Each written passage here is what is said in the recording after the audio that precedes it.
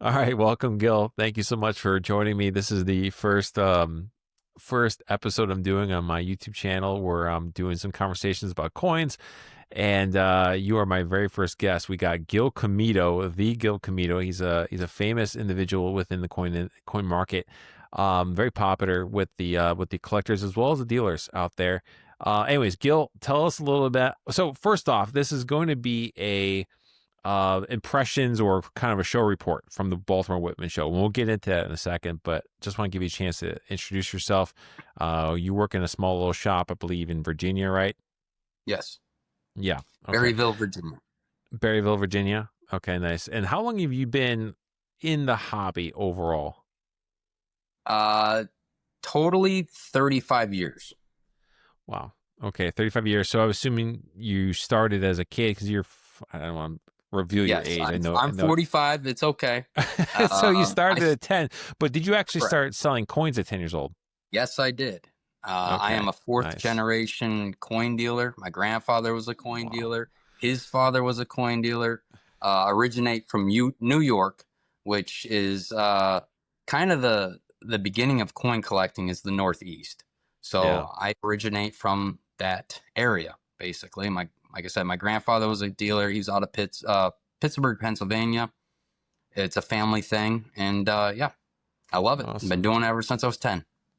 Awesome. Well, this is hopefully going to be the first of many appearances, on my channel. I'm hoping to Hopefully, to grow this, hopefully. grow this, grow this little segment here, because I think this is what people are interested in hearing a little bit about, seeing some content, learning about the what's going on in the market. And I think it's one of the things I want to focus on with what I produce on my channel is I really want to help educate the collector and talk about the coin market per se and about coin collecting, but specifically about markets and about how to kind of navigate the coin market. So we just had the Baltimore Whitman Expo that occurred last week. I was not able to attend because I have to work at my other job. You were there and you got a good sense of what was going on the floor. So give us just general overview. I got some questions for you, but just give us a general overview. How was Baltimore? So Baltimore was actually quite good. This is the summer Baltimore. Typically, this one is not very good due to the weather, due to the part of the season, and there is a Long Beach show that's typically going on around the same time, and the ANA has their summer seminar at the same time. So usually this show is kind of on is the downside show. Hmm. A lot of people don't want to come to it because it's a far travel, and they just, like I said, they just got done with Long Beach. Unfortunately, Long Beach is no longer happening this year. Yeah. It's canceled. So Baltimore actually had a decent turnout from the dealer standpoint. A lot of the Yeah. West Coast dealers did show up, which was really good. Yeah. Um, Interesting. Wholesale business was off the chain. I mean, it was ridiculous. Huh. Everybody had great things to say about the wholesale market, which is a good thing for our market in general. Wow. So you think that I mean it's possible that the Long Beach show which paused or they're only doing the September show, is that right? Is that what I No, it's read? done. They're done. 2025 is done. Yeah, okay. That's Actually, believe it or not, new news. The show did get sold. Oh, really? PCS Wow. We Collectors got we got breaking Universe. news on the Cabbage Coins Yes. coin it's YouTube channel here. So anyways, go ahead. Yeah, Yes, Long Beach show got sold. I don't know exactly the gentleman who purchased it, but the rumor at the Baltimore show here was that it was sold, and they are looking for either a new venue, a new place to put it.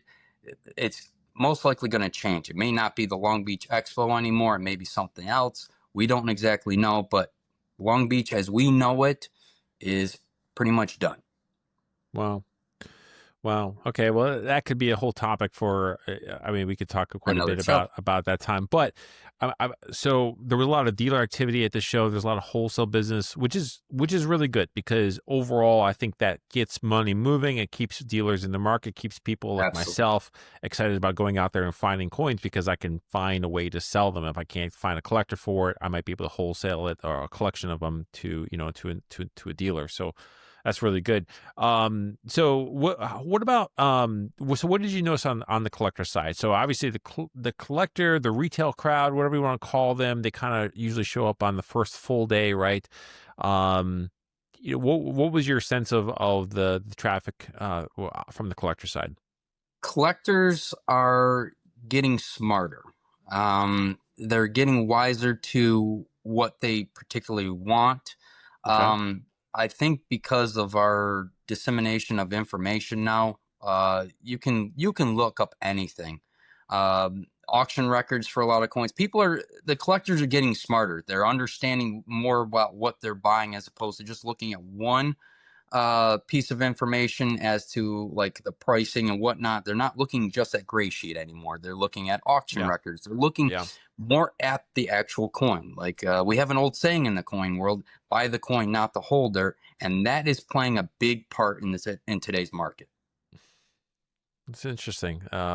Appreciate that. Yeah, I was kind of curious about the size of the collector crowd, but it sounds like you had a couple good conversations with some collectors that were really well educated about what it is they were looking for.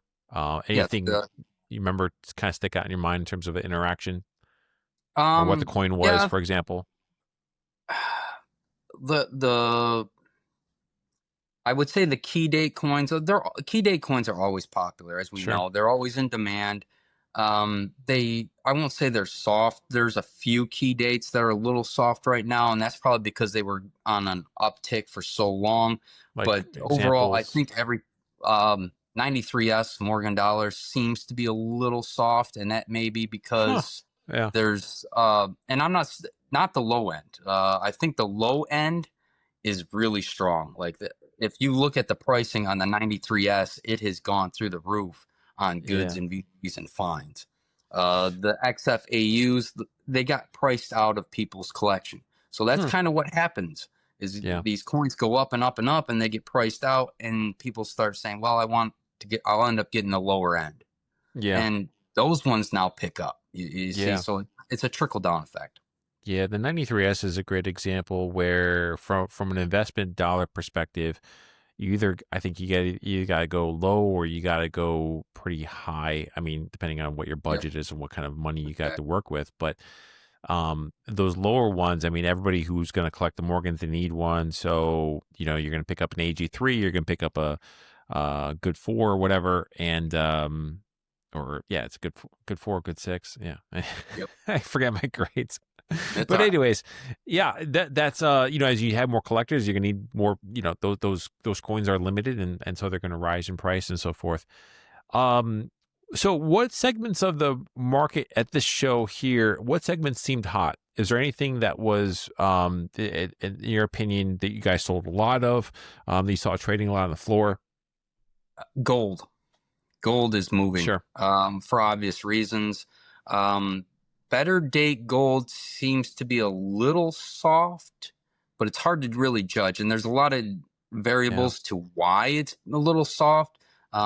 There's a lot of high end gold coins came out of that Fairmont collection that we've been Yeah. dealing with the Yep. last couple years. Yep. So it's soft for that reason, but it's also kind of hot in the sense that if you want gold, you kind of want the better stuff. You don't want the mundane. Um, Yeah. I Totally. did see one thing that I did see that it kind of threw me off is a lot of vintage holders are coming out of the woodwork. Really. Stuff that I didn't think I knew existed, but I thought were kind of cracked out in a sense. Like we all Yeah. hear the stories about the crack out game. I saw a lot of vintage holders were offered to me at this show, which Yeah. was unique, and it was a lot of gold in the old holders. So good Yeah. stuff. I don't know if you want me mentioning this. We could edit this out later, I guess. But you did pick up some really nice vintage holder I gold, did. right? I Yeah. did. I picked Um, up a consecutive set of 1926 $10 Indians. They're just your common consecutives. grade Yeah. 62, but they were consecutively graded, and they're NGC 3.0 holders, which Yeah. meant they were graded 35 years ago. It means that they stayed together over 35 years Yeah, too. exactly. which That is it, awesome. you don't see that too often anymore, Yeah, which because there's a to couple me, things about that. One is that that means that they have not kind of been in the market during these 35 years. People have been passing them around, not just scuffing up holders and things, but also assessing them for the upgrade. So that means that they have probably maybe they do have some upgrade potentially because no one's looked at them in the last 35 years. They've stayed together in one collection. I'm just making correct. some assumptions there, kind of deducing that from the fact that they are that they're all sequentials, but which is a cool thing. Yep. Um, yeah, But I anything, saw a lot of that stuff. There was a lot more pieces like that. A lot of twenties were an abundance. I picked up sure. a 2.5 in the same type holder, beautiful coin, and it blew me away. It In was your like, opinion, how did how does the rise in gold value end up impacting the more numismatic coins? So like I've got an example here. I've got this 1909s MS 6520, which is a pretty fairly rare date for in the MS 65 grade 1909s. This coin is roughly about $6,000 is I think my asking price for this coin. How does the gold price, which of course people are going to come in the door trying to buy gold because gold is on the rise and they're going to buy the bullion pieces, the pieces where, you're just buying like the coin for its gold value. But how does that end up kind of impacting the numismatic side? Does it have an effect? Does it have a positive effect, yes. negative effect? What's your opinion on that? Um, Honestly, I think it's kind of a negative effect. In that when gold hits this number, the premiums just shrink. Like right now, you can buy MS64 $20 Saints for a hair above melt. And that typically, that coin was a significant coin. It had numismatic value. It didn't matter what the date was. Now I mean, you have common dates, MS64, and you're buying them for melt. It kind of sucks in a sense, because normally you would have bought that coin for its numismatic value. Now you're buying it for its Yeah, gold value in a yeah, sense. So is it good long term? Absolutely, because if gold does drop, you're actually kind of saving yourself. You're retaining some value because that premium will come back. yeah, yeah. The the way sometimes the way that see it is that you have alternative investments. You have the people that are numismatic collectors when they see the price of gold itself rising, and let's say they look at the price guide and the value of their O9S and 65 kind of is staying flat. I think psychologically some of them choose to like move more towards the bullion stuff, more towards the stuff that is showing some price appreciation. Correct. So it can kind of hurt the numismatic side when you have that. On the other hand, I think that the rise in the metal prices brings people into the coin show and Yes. gets kind of like the energy going. People are investing. People are looking to buy coins in general. And some of them, they choose to branch out for the first time into numismatics. So then there's a little bit more demand, um, on that side. Yeah, I mean, if you're going to spend $4,000 on a coin, why not get a badass Carson City or an S Mint or get a better date coin for the same price as your basic bullion piece. I tell people that all the time. Go, if you got maximize your money, maximize your value by buying the best coin you possibly can with the money that you got. Don't Yeah. buy 10 coins out of the file. If you got $10,000, buy one coin for $10,000. Don't buy $10,000 coins. Yeah. So Yeah, yep, that is definitely the kind of conventional wisdom on coin collecting, and I'd agree with that. Just make sure that 10,000 coin is one that you really, really, really love. yes, If you yes, you're gonna want to sit with it and have dinner with it, every night of the week. yes, I got a couple of those coins. I got a couple pretty nice ones that are like that. But anyway, also about so we have a lot of dealers acting pretty aggressively at the show in terms of on the wholesale side. People were doing a lot of buying. You had a lot of the West Coast dealers that were there at this show because Long Beach got canceled in theory. That's probably one of the reasons why they were there. Um, You got some collectors on the floor. Did you have any sense of what the collectors were looking for? More type collectors there that you interacted Yes. with, or okay, type collectors? I would say early type seems to be, it's always a hot, section, but it seems to be really hot right now. Early type, Early type, usually yeah. Can when you gold just and for a silver. second, can you Oh, explain yeah, for our viewers? Because I always get a lot of these questions about like some very basic concepts that I kind of take for granted that people, sure. may not be introduced. So can you explain for everybody, like, what is a type coin? Okay, a type coin is for every section of denomination, there's a type. Like, for instance, Mercury dime. That is a type of coin. From 1916 to 1945, we made a dime. We call it the Merc dime. There's before that, there's the Barber series. That whatever series is a type, and then you can kind of generalize the term type. We like to use the word type for uh, anything before 1900. So basically, the Hmm. 19th century coinage, we kind of call that early type. We kind of group that all into one big general consensus. But that's your bust type, your seated liberty type, and then you got all your little oddities, your shield nickels, your 2 cent pieces, your 3 cent pieces. The silver and the nickel, and then you've got of course, you'll got your weird guys like the half dime, the 20 cent piece. That's your early type. That stuff right now seems to be a really good niche. It seems to be really popular, uh, Yeah, and it's the collectors are getting really smart about that in the sense that they're not just looking at, like I said earlier, they're not looking at gray sheet for value on that because gray smart. sheet, Yeah, yeah, it's a wonderful reference, but there's so much information out there now with auction records, and then again, you with some of these more common grades, like let's say an XF 20 cent piece, you can have a variety of conditions within that condition, and the collectors are getting smarter with this. sure. They're learning what an ugly coin is from a nice coin, Yeah, and they're yeah, understanding what they want, which is yeah, really good. yeah. So It is definitely encouraging to see. And for sure, because I think for too long, and a lot of people that I talk to, they rely very heavily on the grading services. They rely very heavily, almost too much on CAC stickers, in my opinion, in terms of in terms of what they want to buy and what they're going to choose to buy. It's like it's like they think that sticker like gives them some peace of mind that this is a good coin. When there's a lot of really nice coins that John at CAC just simply doesn't like and didn't want to put a sticker on, in my I have estimation. plenty of those coins, and Yeah, you and I yeah, have both talked about plenty of those coins that we scratch our head and say, why didn't it sticker? yeah, Um, Over the years, I've sent many coins in, and I've kind of learned a little bit about what John likes. Um, but there's so many coins out there that are just eye appealing that a yeah. lot of people love I th- and some people don't.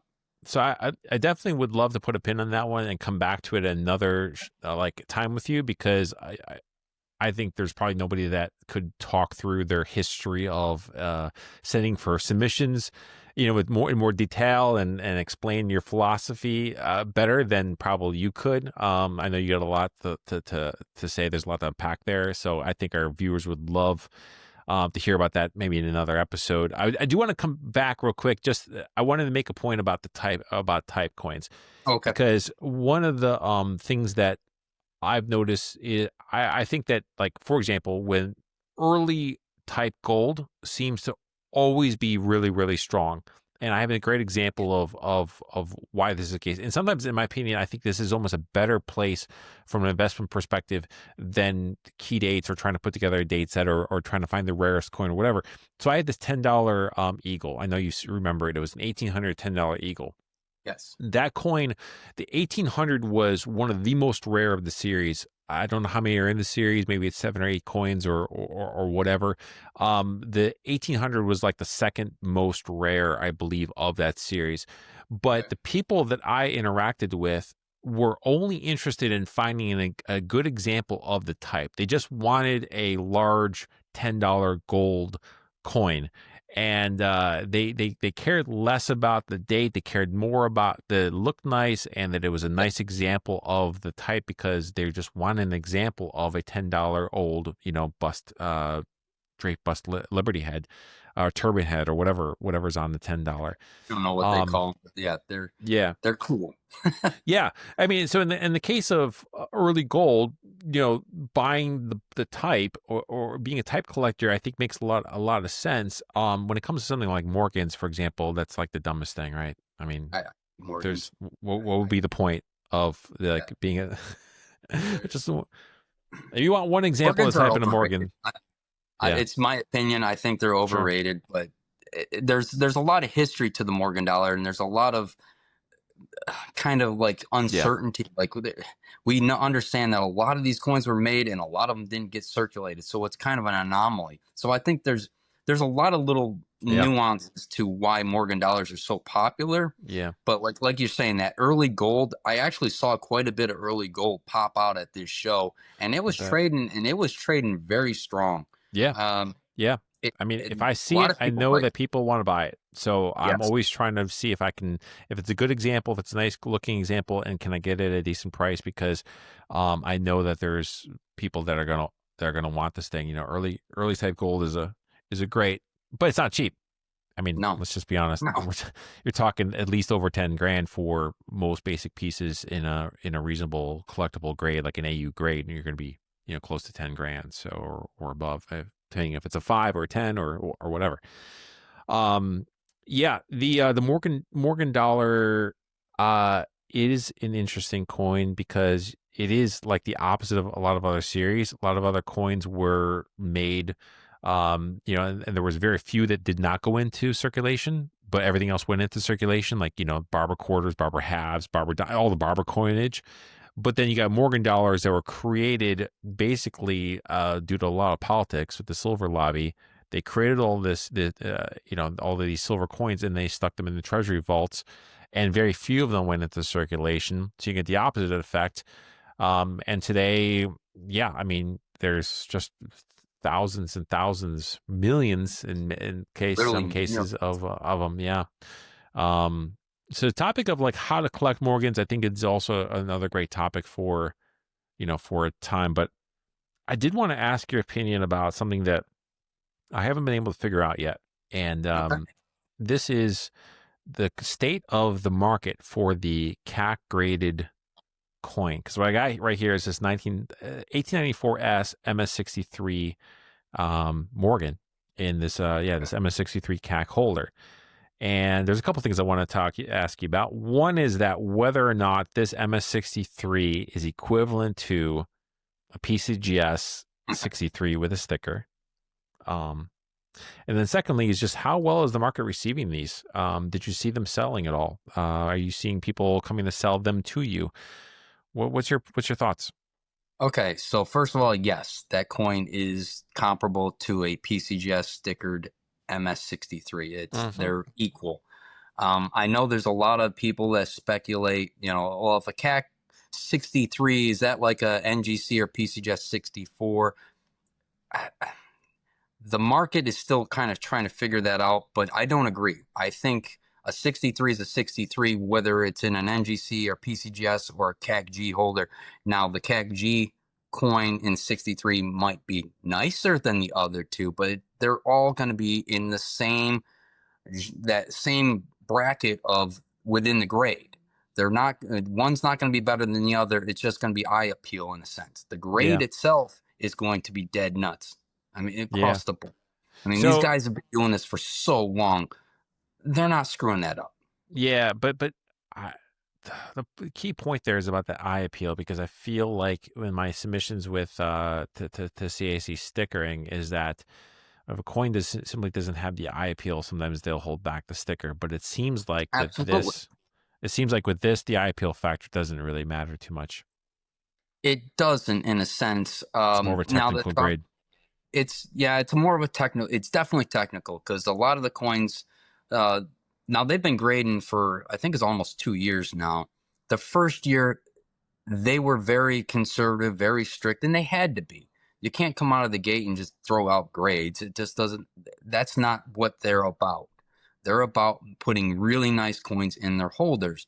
So of course, people are going to send anything, the kitchen sink at them. Well, of course they're going to identify that, and it was good for them to be able to put their foot down and say, no, we're not going to straight grade this coin because of this scratch or because of this little wipe or because of this or that. I actually respected them for doing that in the sense of bringing us back to a more conservative grading system. So Mm-hmm. I do commend them for that. Yeah. The CACG holders on the market, it's still, people are a little skeptical about it. They're still kind of trying to figure it out. How I many are think the coming? holders, right? How many are coming Go ahead. across the case for you guys when you're at the show? How many are coming across the case, either direction? I mean, are people selling them to you? Or are you guys Um, selling them? we don't sell too many where I'm at right now. My former employer, Northern Mm-hmm. Nevada Coin, they do move them. They did get a lot more in. They sold them. They do a lot more in that industry. The current employer that I have, we're not that much into them. But that at in Baltimore, I did see a lot of them moving a little bit more than normal. They are starting to pick up a little steam in a sense. Uh, I think the strongest is still the PCGS with the sticker. That seems to Sure. be where most people are going. Sure. It's I hate to say it, but it's all about that registry. And the Yeah. PCGS registry seems to be where most collectors they like that registry more. I think if Yeah. the CAC registry picks up some steam, I think you're going to see a lot more people buying those Okay. Appreciate that perspective. I got a couple more questions here before we're going to wrap things up because I'm getting hungry. It's like, well, it's it's after 7.